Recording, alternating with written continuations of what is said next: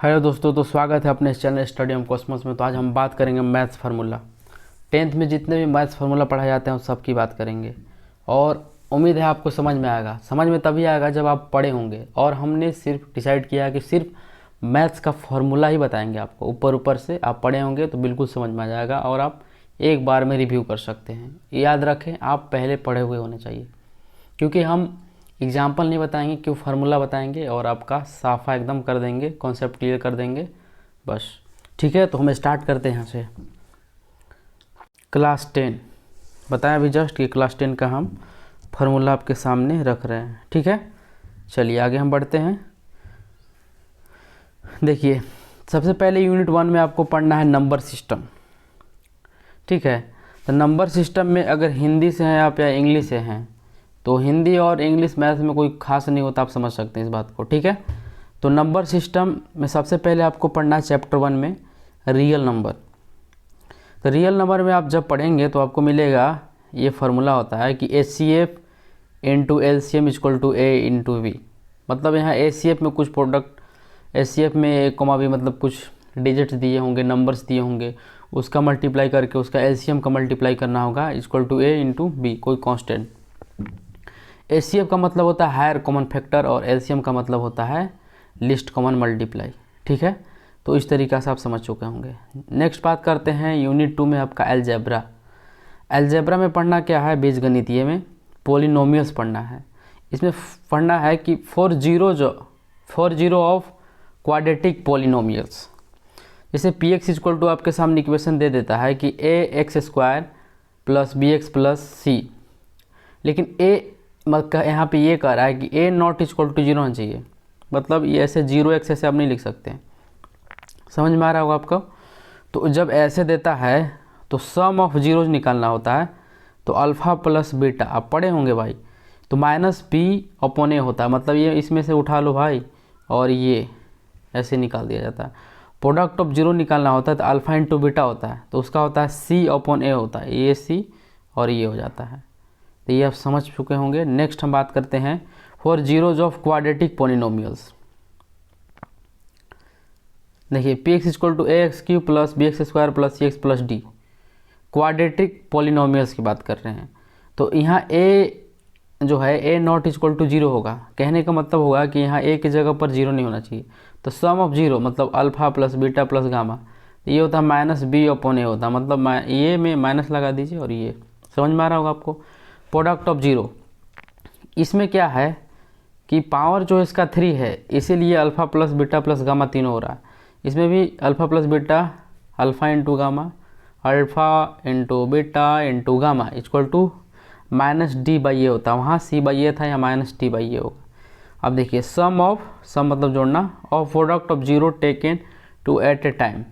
मतलब कहने का मतलब है कि sum of product of zero taken two at a time, जब क्या किया जाता है कि सम ऑफ प्रोडक्ट का सम किया जाता है। ठीक है, तो उसकी बात कर रहा है। जैसे में आप देख सकते हैं, मतलब समेसन भी है इसमें, प्रोडक्ट भी है। तो alpha into beta plus beta into gamma plus gamma into alpha. ठीक है, तो c/a होता है। आपको ये याद रखना है। समझ गए होंगे आप, पहली बात ही। अब नेक्स्ट हम बात करते हैं प्लस b का होल स्क्वायर। देखिए a प्लस बी का होल स्क्वायर, ये आप तो जानते ही होंगे सिंपल कि a प्लस बी है और a प्लस बी है। इसका सिंपल कहने का मतलब ये होता है, 2 बार लिखा हुआ है, स्क्वायर मतलब 2 बार कर दीजिए और इसके साथ इससे मल्टीप्लाई कीजिए। ये आप जानते हैं लेकिन फिर भी बता दे रहे हैं दोस्त। देखिए a और यहाँ पे 1 है तो ये 2 हो जाता है। पता है ना कि जब बेस सेम होता है तो पावर जुड़ जाता है। चलिए ठीक है, ये समझ रहे। फिर इसके साथ ये कर लेंगे तो ए भी हो जाएगा, और इसके साथ ये कर लेंगे तो प्लस क्या हो जाएगा, बी ए हो जाएगा, और प्लस इसके साथ कर लेंगे तो b² हो जाएगा। समझ गए होंगे। तो a² प्लस ये भी लिखिए चाहे बी ए, मतलब कहते हैं ना कि दाएं हाथ से कान पकड़ो चाहे बाएं हाथ से, बात वही जाता है, वो उल्टा सीधा वही है। तो ये हो जाएगा, ऐड कर लेंगे तो 2ab हो जाएगा और प्लस b²। तो आपका यही है। ये तो सब जानते हैं आप लोग, लेकिन फिर भी बता दीजिए। चलिए हम नेक्स्ट बात करते हैं दोस्त। तो इस तरीक़ा से हो गया। इस तरीक़ा से a आप निकालिएगा a माइनस बी का होल स्क्वायर। तो A square plus B square, लेकिन -2ab भी आएगा, याद रखिएगा। अगर माइनस वाला है तो -2ab भी आएगा, याद हो गया। चलिए next, A square minus B square, तो A plus B into A minus B हो जाएगा। ए प्लस बी का होल क्यूब 3 बार कीजिएगा तो आपका निकल जाएगा A cube plus B cube plus A. आप ऐसे भी लिख सकते हैं कि 3ab और ए प्लस बी कर सकते हैं, ठीक है। जब ये इतना पकड़ के इसमें घुसाइएगा तो ये डबल हो जाएगा जो कि यहाँ पर दिया हुआ है, फिर इसके साथ ये हो जाएगा। आप समझ रहे हैं यार, चलिए समझ गए। ए माइनस बी का होल क्यूब, तो A cube minus B cube minus 3a square B plus 3ab square, समझ गए। इसी तरीके से किया गया है। A plus B plus C का होल स्क्वायर की बात कर दी जाए तो A square plus B square plus C square plus 2 into A B plus B C plus C A, इस तरीके से होगा। A Q minus B cube, तो ए माइनस बी हो गया, फिर into A square plus B square plus A B, ऐसे होता है। फिर ए प्लस बी का whole cube, A cube plus B cube, तो इसका फार्मूला हो जाएगा A plus B into A square plus B square minus A B, ये होता है। समझ गए होंगे आप। A cube plus B cube plus C cube minus 3abc, इसका हो जाएगा A plus B plus C into A square plus B square plus C square minus A B minus B C minus ये, समझ गए होंगे आप। चलिए next बात करते हैं। यदि if a plus B plus c equal to 0 आ जाए, then a cube plus B cube plus C cube equal to क्या हो जाएगा 3abc। इस तरीके से हम बात करते हैं chapter pairs of linear equation in 2 variable. Pairs of linear equation in 2 variables में क्या होगा, तो आप पढ़े होंगे कि ए जब आप सॉल्व करते हैं तो उसके बाद आपको मिलाना होता है a1 upon a2 not b1 upon b2 आता है, तो इंटरसेक्टिंग कंसिस्टेंट 1 सोल्यूशन आता है। समझ में, प्रतिच्छेदी जो होता है एक संगत होता है एक असंगत होता है, ये संगत आएगा, इसमें एक ही सोल्यूशन आएगा। और a1 upon a2 equal to b1 upon b2 not c1 upon c2, तो इसमें पैरेलल आता है, इनकंसिस्टेंट आता है और 0 सोल्यूशन होता है इसमें। अब देखिए a1 upon a2 equal to b1 upon b2 equal to c1 upon c2, तो कौन साइड आता है, ठीक है। इसमें इनफाइनाइट सोल्यूशन होते हैं, ये कंसिस्टेंस होता है। चलिए methods for solving linear equation, तो आप देख सकते हैं पहला होता है सब्स्टिट्यूशन मेथड से, एलिमिनेशन मेथड से और रिडक्शन मेथड से, समझ रहे हैं ना। तो आप सॉल्व किए हैं इक्वेशन को, ये सॉल्व करने का तरीका है, आप समझ गए होंगे, आप पढ़े होंगे। तो चलिए नेक्स्ट हम बात करते हैं क्वाड्रेटिक इक्वेशन। जैसे A square plus B X plus C, ये क्वाड्रेटिक इक्वेशन का सूत्र है, समझिए फार्मूला है। यहाँ ए नॉट इक्वल टू 0 होना चाहिए। ए बी सी आर क्या है, रियल नंबर है, समझ में आ रहा होगा आपको। क्वाड्रेटिक फार्मूला जब एक्स फाइंड करना हो, जैसे इससे एक्स का वैल्यू नहीं निकलता है सिंपल, तो आपको एक्स का वैल्यू ऐसे निकालना पड़ता है। कैसे निकालना पड़ता है दोस्त, तो माइनस बी, इसमें से माइनस बी कर लेंगे, plus minus under root b square minus 4ac upon 2a होता है। समझ में आ गया। चलिए नेक्स्ट, अब देखिए डिस्क्रिमिनेंट निकालना होता है। ये जो d है इसके जगह देखिए, ये जो अंडर रूट है इसके जगह d भी लिख सकते हैं, तो वही d निकालने के लिए यहाँ दिया गया है, इसी को d को यहाँ पुट कर दिया गया है, सिंपल सी। यदि देखिए डिस्क्रिमिनेंट जो है 0 से बड़ा आ जाए कह रहा है ये, तो आपका क्या होगा, रियल रूट्स होगा, 2 डिस्टिंक्ट रियल रूट्स। अगर डिस्क्रिमिनेंट 0 के बराबर आ जाएगा तो 2 इक्वल रूट्स होगा, और डिस्क्रिमिनेंट जो है 0 से कम आ जाएगा तो नो रियल रूट्स होगा। चलिए चैप्टर अर्थमेटिक प्रोग्रेशन AP, समझ रहे होंगे आप।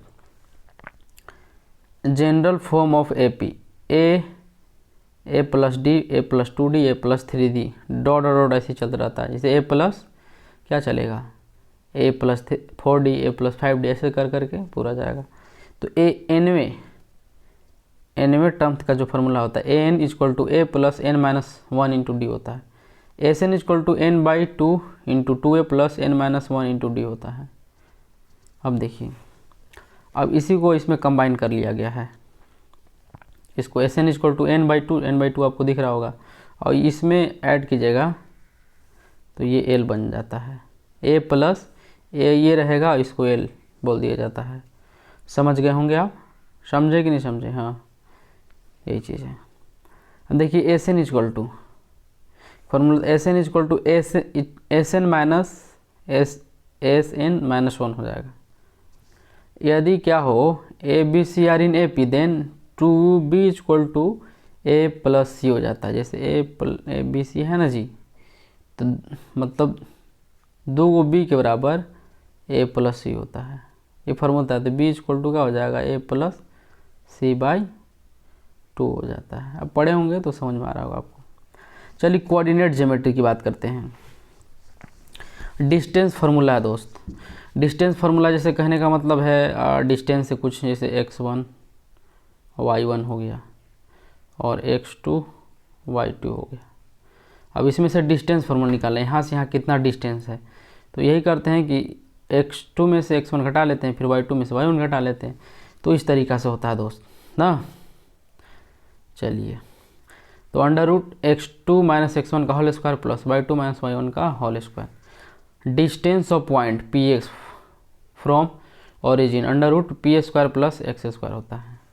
Section formula mx2 plus m2x1। देखिए इसमें इंटरचेंज करना है, m1 रहेगा तो x2 हो जाएगा, प्लस m2 रहेगा तो x1 हो जाएगा, फिर अपन में m1 प्लस m2 हो जाएगा। या फिर y में निकालना हो तो m1 y2 हो जाएगा प्लस m2 y1 हो जाएगा, अपन में m1 प्लस m2। अब पढ़े होंगे तो भली भांति समझ में आ रहा होगा। अब मिड पॉइंट निकालना, जैसे अभी हम यहाँ बताएं इसका मिड पॉइंट यहाँ निकालना होता है। तो इसके लिए आप x1 यहाँ था ना, x1 जी, x1 x2 था, तो दोनों को ऐड करके डिवाइड कर दीजिए 2 से, तो आपका बीच वाला पॉइंट निकल जाएगा। इसी को मिड पॉइंट फार्मूला कहते हैं। समझ में आ रहा होगा आपको, ठीक है। नेक्स्ट बात करते हैं चैप्टर इंट्रोडक्शन टू ट्रिग्नोमेट्री। देखिए दोस्त, ट्रिग्नोमेट्री जो है सिर्फ फार्मूला पे काम पे चलता है। आपको इसमें बहुत लोगों को टफ लगता है, जिसको लगता है ईजी लगता है। कैसे लगता है क्योंकि उसको फार्मूला याद है। अब देखिए आप ट्रायंगल की बात करते हैं। यह ट्रायंगल है ABC, ठीक है, ABC हो गया। अब ABC में देखिए ये जो होता है 90 डिग्री है, तो 90 डिग्री के सामने जो होता है वो हाइपोटेनस होता है, ठीक है। उसके बगल वाला क्या हो जाता है, परपेंडिकुलर, जो सीधा खड़ा है परपेंडिकुलर। अब ये हो जाता है बेस हो जाता है। समझ में आ गया। तो साइन थीटा इजक्वल टू आप पढ़े होंगे, साइन थीटा वो p/h हो जाता है, मतलब परपेंडिकुलर अपॉन हाइट, ठीक है। मतलब AB अपॉन क्या हो जाएगा, AB अपॉन AC हो जाएगा। ये किया गया है। चलिए, कॉस थीटा इजक्वल टू, तो कॉस थीटा इजक्वल टू क्या होता है, बेस अपॉन हाइपोटेनस, मतलब BC अपॉन AC। ये तो इसी में से लिखा गया है। अब देखिए टेन थीटा इजक्वल टू क्या हो जाएगा, P अपॉन B, मतलब perpendicular upon base, AB upon BC। अब कॉट थीटा इजक्वल टू क्या हो जाएगा, इसका उल्टा कर दीजिए, B अपॉन P हो जाएगा, टेन का उल्टा कॉट। तो देखिए B हो गया BC अपॉन P हो गया AB। सिंपल है, कुछ नहीं होता है दोस्त, इस तरीके से आपको याद रखना है। समझ में आ रहा होगा। अब देखिए नेक्स्ट बात करते हैं, एक और मज़े की बात बता रहे हैं यहाँ पर। तो मज़े की बात ये है कि आप यहाँ पे देखेंगे दोस्त कि साइन का जो उल्टा होता है ये कोसेक होता है। जैसे p/s था तो h/p हो जाएगा। समझ गए होंगे। AC अपॉन AB तो आप यहाँ से कर सकते हैं। अब देखिए कॉस का उल्टिया कौन होता है, सेक होता है। जैसे b/s था, मतलब बेस अपॉन हाइपोटेनस था, तो हाइपोटेनस अपॉन बेस हो जाएगा। हिंदी तो समझ रहे होंगे ना। परपेंडिकुलर मतलब लंब, बेस मतलब हो जाता है परपेंडिकुलर लंब हो गया, बेस मतलब आधार हो गया, हाइपोटेनस मीन्स कर्ण हो गया। तो ये आप सब देख सकते हैं। चलिए नेक्स्ट हम बात करते हैं दोस्त। नेक्स्ट ये हमको बात करना है कि देखिए किसी भी चीज़ का उल्टा, जैसे लड़का गुना लड़की, तो उसका प्रोडक्ट एक निकलता है। ये बोलते हैं ऐसे, लड़का गुना लड़की। किसी का अपोजिट करो तो एक प्रोडक्ट निकलता है, एक होता है। किसी का अपोजिट एक होता है, बस इतना समझना है। उसी तरीक़ा से यहाँ हम ट्रिग्नोमेट्री पढ़े, उसमें भी ऐसे ही होगा। Cot theta into tan theta equal to 1 हो जाता है, ठीक है। Sec theta into cos theta equal to 1 हो जाता है। याद रखिएगा। और cosec theta into sine theta equal to 1 होता है, ये भी याद रखना है। मतलब उल्टा है, कोट का उल्टा टेन, सेक का उल्टा कॉस और कोसेक का उल्टा साइन होता है। फिर होता कैसे ये भी पूछ दीजिएगा, बता देते हैं। और क्या देखिए, कॉट इक्वल टू क्या होता है, क्या होता है, जैसे टेन इक्वल टू होता है पी बाई बी होता है, इसका हो जाएगा बी बाई पी हो जाएगा। और ये अब जानते हैं कि ये कट जाएगा, ऊपर से ऊपर भीतर गया, बी से बी खत्म, मतलब एक आया। इसी तरीके से आप इसको सॉल्व कर सकते हैं। चलिए नेक्स्ट बात करते हैं। ये फार्मूला कुत्ता बिलाई भी जानता है कि sine square theta plus cos square theta equal to 1 होता है, sec square theta minus tan square theta equal to 1 होता है, cosec square theta minus cot square theta equal to 1 होता है। ये तो सबको जानता है, लेकिन ये भी आपको याद रखना है कि ये जो होता है थीटा का वैल्यू इसमें क्या होता है कि 90 से कम होता है और 0 से बड़ा होता है, या फिर 0 के बराबर हो सकता है। इसमें भी यही होता है, 90 से बड़ा सॉरी 90 से छोटा होगा लेकिन 0 से बड़ा होगा या फिर बराबर होगा 0 के बराबर। तो इस तरीके से होता है। समझ में आ गया होगा। चलिए नेक्स्ट हम बात करते हैं। नेक्स्ट हम दोस्त यहाँ से बात करते हैं। ये एंगल हो गया sine theta, cos theta, tan theta, cot theta, sec theta, cosec theta, opposite वगैरह सारा कुछ तो आप जान ही रहे हैं। तो हम देखिए 10th में 90 तक ही पढ़ना है, आप आगे हायर क्लास में जाएंगे तो आगे पढ़ना है, ठीक है। 90 तक ही हम लोग पढ़ लेते हैं। तो 0, 30, 45, 60, 90। तो साइन 0 डिग्री का वैल्यू 0 होता है, ठीक है। ये प्रूफ करने पर आता है, समझ गए। और साइन 30 का वैल्यू 1/2 होता है, साइन 45 का वैल्यू 1/√2 होता है, और साइन 60 का वैल्यू √3/2 होता है, साइन 90 का वैल्यू 1 होता है। ये प्रूफ कर सकते हैं, लेकिन लंबा थोड़ा बड़ी हो जाएगा। तो अगर आप एक याद रखते हैं ना तो सारा याद हो जाएगा, ठीक है। कैसे याद होगा भाई, ये सोचने की बात है। चलिए हम दिखाते हैं। देखिए साइन का उल्टा कर दीजिए, कौन होता है भाई, साइन का उल्टा कोसेक। अब देखिए 0 का उल्टा अनडिफाइन, 1/2 का उल्टा करेंगे तो 2 हो जाएगा, 1/√2 का उल्टा करेंगे √2 हो जाएगा, √3/2 करेंगे तो 2/√3 हो जाएगा, 1 का उल्टा करेंगे 1 ही होगा। समझ गए।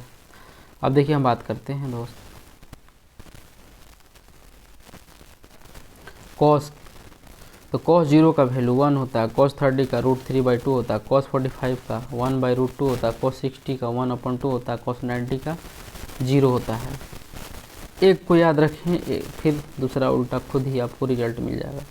अगर आपको ऐसे याद नहीं हो रहा है तो आप क्या करेंगे, ये तो वैल्यू निकलता है, इसको आपको करना क्या है कि इधर से इंटरचेंज कर दीजिए, इधर से इधर घुमा दीजिए। देखिए साइन का उल्टा 1 वाला यहाँ आ गया, ये जो 1 था ना यहाँ आ गया, और यहाँ वाला यहाँ, मतलब 60 वाला 30 में चला गया, 45 वाला 45 में होगा, 30 वाला 60 में चला जाएगा, 1/2 हो जाएगा, फिर 0 का 0। इस तरीक़े से भी याद कर सकते हैं।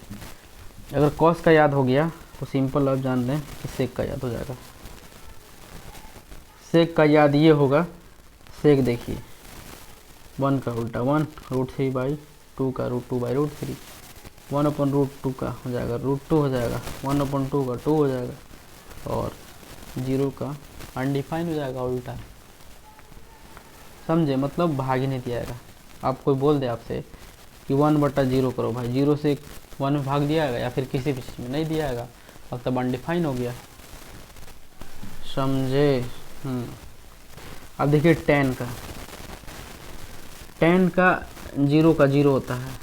एक चीज़ बता दे, क्या बता ही देते हैं। जैसे आप मान लेते हैं भाई साइन का आपको चाहिए, साइन 0 का चाहिए, हमको यार tan का चाहिए ना, फिर जब आगे हमको tan का चाहिए कि tan 0 का वैल्यू कितना होता है 0 का। तो एक फार्मूला होता है कि साइन ये 0 बन जाएगा अपॉन cos 0 बन जाएगा। समझे, मतलब tan theta equal to sine theta by cos theta होता है। तो आपको ऐसे नहीं पता चल रहा था, आप ऐसे निकाल सकते हैं।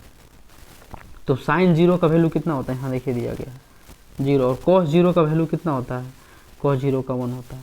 तो 1 में किसी चीज़ में भाग देते कितना आता है, कितना आता है बताइए, 1, 0, 0 बार में करेंगे 0 बन जाएगा, मतलब 0 आएगा, इसका वैल्यू 0। इसी तरीक़े से आप सारा कुछ करेंगे ना, मतलब डिवाइड करेंगे।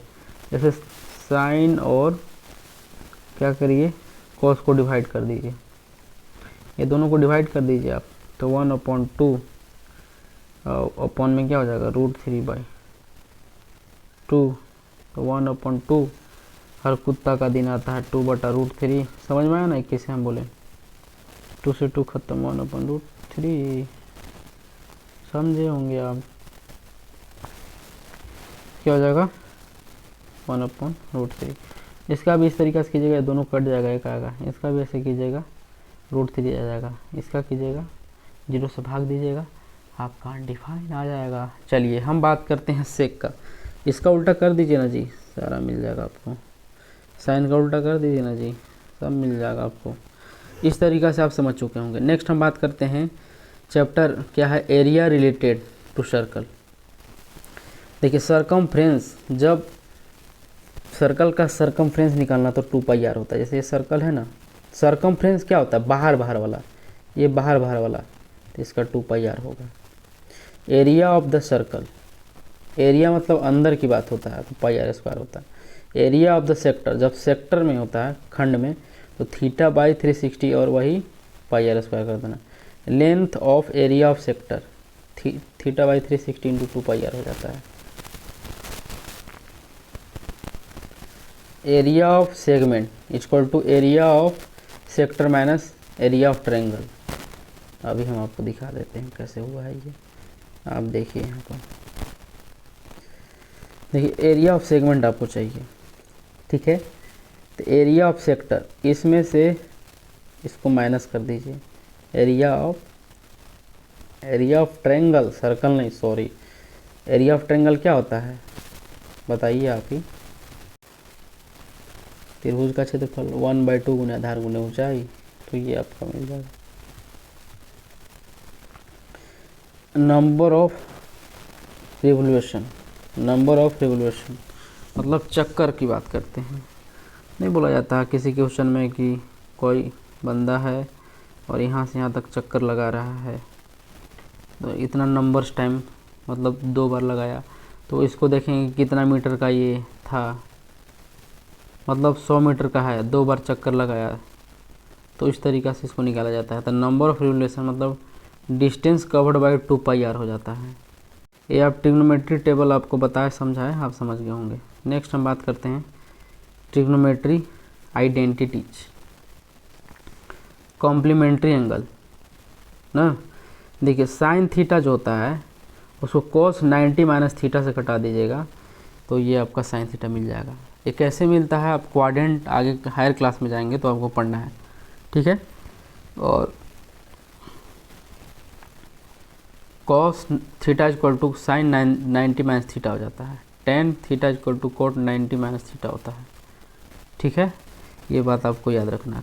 साइन जो 40 होता है वो cos 50 के बराबर होता है, cos 15 जो होता है, और ये साइन 25 के बराबर होता है। tan जो होता है 30, cot 60 के बराबर होता है। अब देखेंगे एक चीज़ आपको मिल रहा होगा, ये दोनों का ऐड कीजिएगा तो आपका 90 पहुँच जाएगा, ये रहता है।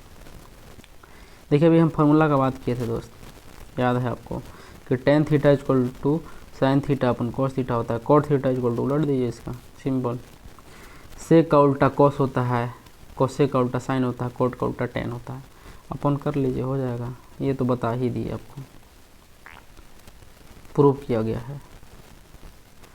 ये भी बताया ना जी, sine square theta plus cos square theta equal to 1, tan square theta plus 1 equal to sec square theta, ठीक है। और 1 प्लस cot square theta equal to cosec square theta. तो इसको ऐसे ना लिख करके ऐसे भी लोग लिखते हैं कि sec square theta minus tan square theta equal to 1। कैसे होगा, इससे किधर हो गया, इसको tan को इधर लाएंगे तो माइनस में चल जाएगा, 1 इधर ही रहेगा, सिंपल। cot का भी यही है कि cosec square theta minus cot square theta equal to 1, समझ रहे होंगे आप।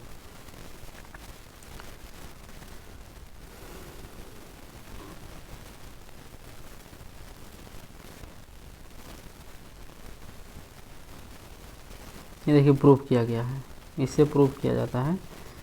cos से डिवाइड कर दिया गया, इसी चीज़ में cos से डिवीजन कर दिया गया है, तो tan स्क्वायर बन जाएगा, ये 1 बन जाएगा, इससे के स्क्वायर बन जाएगा। फार्मूला आपका तैयार हो गया, इस तरीक़ा से भी फार्मूला तैयार हो गया। अब देखिए दोस्त, यहाँ आते हैं सरफेस एरिया एंड वॉल्यूम। थोड़ा वीडियो छोटा हो इसलिए हम जल्दी जल्दी बता रहे हैं, हम ध्यान से सुनते रहिएगा। क्यूब, एक होता है क्यूब घन।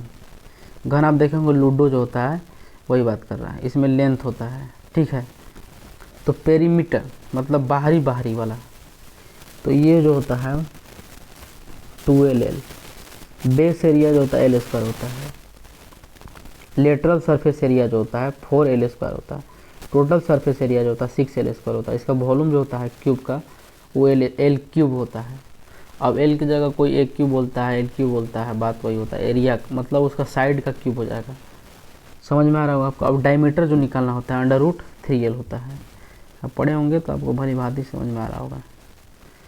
क्यूबॉइड घनाभ, इसमें हाइट भी होता है और ये जो है डेप्थ भी होता है और लेंथ भी होता है। तो पेरीमीटर की बात कर दी जाए तो इसमें ये होता है 4 × L और डॉट डॉट करके +B plus dot dot plus H, मतलब ऐसे होता है। वॉल्यूम मल्टीप्लाई कर दीजिए L × B × H। Base area L × B हो जाएगा। Lateral surface area 2H × L + B हो जाएगा। टोटल सरफेस एरिया हो जाएगा 2 × LB + BH + LH हो जाता है या HL। Diameter √L² + B² + H² हो जाता है। सिलेंडर जो होता है ये हाइट होता है और यहाँ से यहाँ जो सर्कल होता है उसका रेडियस दिया गया है। तो बेस एरिया निकालते हैं इसका, तो πr² होता है जो सर्कल वाला ही। कर्व्ड सरफेस एरिया जो होता है 2πrh हो जाता है। टोटल सरफेस एरिया जो होता है 2πr × H + R हो जाता है। अब वॉल्यूम जो होता है πr² H हो जाता है। अब आपको याद ही नहीं होगा ये, आपको याद करने का थोड़ा हम फॉर्मूला बता दे रहे हैं। कर्व्ड सरफेस एरिया, कर्व्ड मतलब कर्व सरफेस एरिया बाहर बाहर वाला, 2πr होता है सर्कल में भी, H लगा देना है, हाइट है इसलिए। टोटल सरफेस एरिया है तो 2πr हो गया, अब इन दोनों को जोड़ देना है H + R को, और वॉल्यूम πr², और इसलिए ये है इसलिए H लग जाएगा। कौन की बात करी जाए, बेस एरिया πr² होता है। कर्व सरफेस एरिया πrl होता है। टोटल सरफेस एरिया जो होता है πr × R + L हो जाता है। वॉल्यूम जो होता है 1/3 × πr² H हो जाता है। याद हुआ कि नहीं हुआ पहले ये बताइए। देखिए कौन जो होता है, आप बर्थडे मनाए होंगे तो वो कैप जो होता है जस्ट ऐसा ही होता है इसका। इसमें लेंथ होता है, हाइट होता है और इसका रेडियस होता है सर्कल का, इसी अनुसार ही किया गया है। अब स्फीयर की बात करते हैं, गोला। तो टोटल सरफेस एरिया होता है 4πr² हो जाता है। वॉल्यूम जो होता है 4/3 πr³ हो जाता है। हेमी स्फीयर की बात करते हैं। Base area πr², curve surface area 2πr², total surface area 3πr², volume जो होता है 2/3 πr³ हो जाता है। स्टैटिक्स में आप मीन पढ़ेंगे। मीन में 2 प्रकार का आता है, एक डायरेक्ट मीन निकलता है, एशर्ड मीन मेथड से निकलता है। जैसे x बार इसको बोलते हैं, तो summation of fi xi upon summation of fi, x बार = एशर्ड वाला a bar plus summation of fi और di upon summation of fi। अब ये आप देख लेंगे, जो चीज़ हम पहले बताए ना बात वही है, सब आप देख लेंगे एक बार से, टेक अ ग्लांस, अच्छे से देख लेंगे आप इसको। दिख रहा है आपको, जो बताया गया है वही है, थोड़ा बहुत आपको देख लेना है, ठीक है। नेक्स्ट आगे बढ़ते हैं हम। अब देखिए मोड निकालते हैं दोस्त। मोड का फॉर्मूला होता है L + F1 - F0 upon 2F1 - F0 - F2 × H हो जाता है। मीडियन का formula L + N/2 - CF upon F × H हो जाता है। अब देखिए मस्त मज़ा आएगा। 3 मीडियन = 2 मीन + 1 मोड, मतलब 1 2 3 और यहाँ मीडियन मीन मोड ऐसे करके याद रखना है। 3 2 1। प्रोबेबिलिटी, ताश खेलते होंगे आप, हम समझ रहे हैं। P = हो जाएगा number of favourable outcome upon number of all possible outcome होता है। P + P ≠ T = 1 होता है, मतलब किसी चीज़ का अपोजिट हम बताए हैं यार 1 होता है। प्रोबेबिलिटी ऑलवेज लाइज बिटवीन, वो जो होता है प्रोबेबिलिटी जो होता है 0 के बराबर आ सकता है या फिर 0 से ज़्यादा है, लेकिन 1 से कम ही आएगा, 1 के बराबर नहीं आता कभी भी प्रोबेबिलिटी, याद रखना है। Tossing of a coin, tossing of a coin head and tail outcome 2 होता है। अब सिक्का रखिए ना जी, इसमें हेड होता है या फिर अंदर टेल होगा, बात वही होता है। अब टॉसिंग 2 क्वाइन कर ही देते हैं टॉस, चलिए प्लेन में एकदम करके दिखा दें टॉस, चलिए कर ही देते हैं। चलिए आ जाइए, जैसे एक सिक्का लिए, 2 सिक्का लिया गया उसमें, तो इसमें भी 2 ले लेते हैं, क्या बात। अब टॉस करते हैं, तो टॉस करेंगे तो क्या मिल जाएगा हमको, एच मिल गया, हेड हेड, फिर हेड टेल, फिर टेल हेड, फिर टेल टेल, ऐसे मिलता है। समझ गए होंगे आप। चलिए अब टॉसिंग ऑफ 3 क्वाइन, तो आप इसी तरीक़ा से कीजिएगा तो आपको मिल जाएगा। एक फार्मूला इसका बता दे रहे हैं हम, जितना भी क्वाइन करेगा उसका 2 के पावर n होता है टॉसिंग ऑफ अ क्वाइन। तो 2 बार बोला था ना जी, 2 कर देंगे तो 2 2 2 4 हो जाएगा। जैसे 2 3 मार कहेगा तो 2 के पावर 2 2 2 2 दूना 4 4 दूना 8 हो जाएगा। ये 8 आप पाया हुआ है। नेक्स्ट बात करते हैं हम थ्रोइंग अ डाइस। जैसे डाइस में क्या होता है कि 1 2 3 4 5 6 ऐसे होता है। थ्रोइंग 2 डाइस, ठीक है, थ्रोइंग 2 डाइस, 1 डाइस तो इसमें होता है, ये फार्मूला याद रखिएगा, 6 के पावर 1 होता है, 6 के पावर n, तो एक है तो एक ही ना आएगा यार, 6 इसका आ गया। अब देखिए 2 डाइस बोल रहा है तो 6 के पावर 2 हो जाएगा, तो 6 प्रोडक्ट 6 36 हो गया। समझ में आ गया होगा आपको। चलिए फेस डाइस, फेस कार्ड जो होता है उसमें क्वीन होता है, किंग होता है, क्वीन होता है और जैक होता है। जैक गुलाम होता है, समझ रहे होंगे आप, और ये बादशाह क्वीन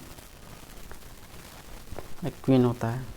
प्लेइंग कार्ड्स में 42 कार्ड्स होते हैं, समझ में आ रहा है, 42 कार्ड्स ना, इसमें देख लेते हैं 42 कार्ड्स, 26 ब्लैक होता है, 26 रेड होता है। ब्लैक में होता है स्पेड होता है 13 गो, क्लब होता है 13 गो, और जो ब्लैक वाला होता है, और रेड वाला होता है हर्ट होता है 13 गो, डायमंड होता है 13 गो। समझ में आ रहा होगा, ये आप समझ गए होंगे। स्पेड, स्पेड का देखिए, स्पेड का मतलब होता है, हिंदी में आपको बता दे रहे हैं, तो इसका हिंदी होता है, देखिए डायमंड का जो हिंदी होता है वो ईंटा होता है, ईंटा। और हर्ट का जो हिंदी होता है, मतलब ताश की बात कर रहे हैं, ये दिल नहीं होगा दोस्त, ये होता है आपका लाल पान। क्लब का मतलब होता है चिड़िया, और स्पेड का मतलब होता है काला पान। तो इस तरीक़ा से हमारा पूरा टोटल ओवरऑल वीडियो आपका ख़त्म होता है।